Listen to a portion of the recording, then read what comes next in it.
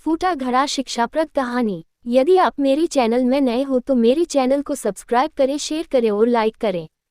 धन्यवाद। ये कहानी एक मजबूत और एक फूटे घड़े की है। मजबूत घड़ा खुद को बेहतर और फूटा घड़ा खुद को कमतर समझता था। कैसे फूटे घड़े की सोच बदली और उसे अपने महत्व एहसास हुआ, ये जानने के लिए कहानी सुने। बहुत समय पहले की बात है। एक गांव में एक किसान रहता था। उसके पास 2 घड़े थे।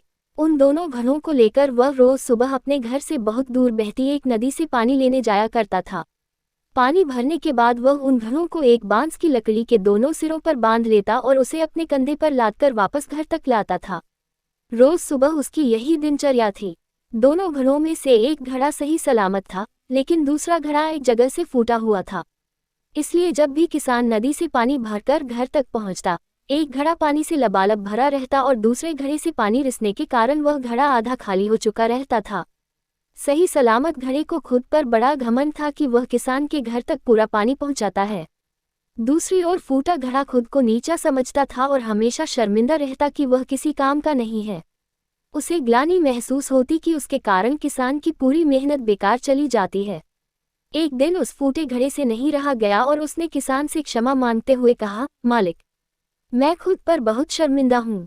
मैं ठीक तरह से आपके काम नहीं आ पा रहा हूँ। किसान ने पूछा, क्यों? ऐसी क्या बात हो गई?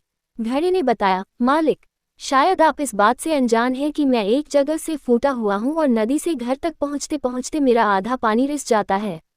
मेरी इस कमी के कारण आपकी मेहनत व्यर्थ चली जाती है।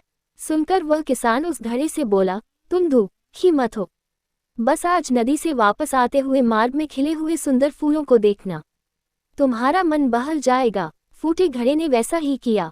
वह रास्ते भर सुंदर फूलों को देखता हुआ आया। इससे उसका विचलित मन शांत हो गया। लेकिन जब घर पहुंचते ही उसने पाया कि वह पुनः आधा खाली हो चुका है, तो उस पर फिर से उदासी छा गई। उसने किसान से अनुनय किया कि वह उसकी जगह कोई अच्छा और सही सलामत घड़ा ले ले। ये सुनकर किसान बोला, क्या तुमने ध्यान दिया कि बांस के जिस सिरे पर तुम बंधे रहते हो, उस ओर के मार्ग में सुंदर फूल खिले हुए हैं, जबकि मार्ग की दूसरी ओर सूखी जमीन है। ऐसा नहीं है कि मैं इस बात से अनजान हूं कि तुम फूटे हुए हो। ये बात जानते हुए ही मैंने मार्ग के उस ओर सुंदर और रंग बिरंगे फूल लगा दिए। जब मैं नदी से पानी भरकर लाता हूँ तो तुम्हारे द्वारा उन फूलों को पानी मिल जाता है और वे सदा उस मार्ग को हरा भरा रखते हैं। तुम्हारे कारण ही वह मार्ग इतना सुंदर हो पाया है। इसलिए तुम खुद को कम मत आंको। सीख, कोई भी ऊंचा या नीचा नहीं होता।